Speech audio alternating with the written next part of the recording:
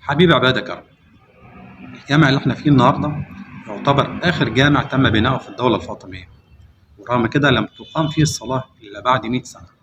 عشان نعرف تفاصيل أكتر يلا بينا نبدأ ونقول بسم الله.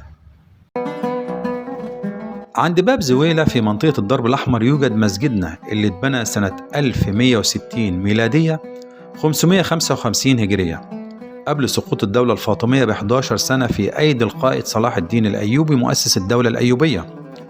ويقال إن الجامع كان الغرض من بنائه هو أن يدفن فيها رأس الحسين حفيد رسول الله وابن الإمام علي بن أبي طالب، إلا أن الخليفة الفاطمي الفائز عارض دفن الرأس في المسجد بعد أن أشار عليه خواصه بأن رأس الحسين يجب أن تدفن في قصر، وبالتالي لم تدفن في المسجد كما كان مخطط لها.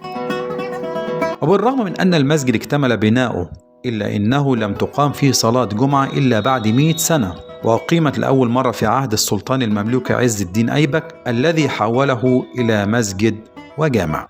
والمسجد تبلغ مساحته 1522 متر مربع، ولأن الجامع كان بيرتفع عند بنائه عن سطح الأرض بحوالي 4 أمتار سمي لذلك بالجامع المعلق، وهو عبارة عن صحن مكشوف تحيط به 4 أروقة أكبرها رواق القبلة، واللي بيتكون من 3 بائكات، أما الأروقة ال3 الأخرى فهي بتتكون من بائكة واحدة.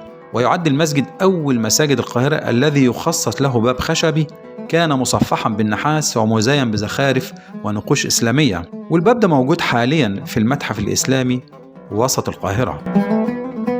وبالرغم من أن مصر كان بيطلق عليها قديما بلد ال1000 مأذنة، إلا أن الجامع ده مالوش مأذنة، وده سببه أن المأذنة القديمة بتاعته هدمت في وقت غير معلوم، وجرى بعدها بناء مأذنة أخرى سنة 1926 لكنها أزيلت، وفضل الجامع بلا مأذنة حتى وقتنا الحالي.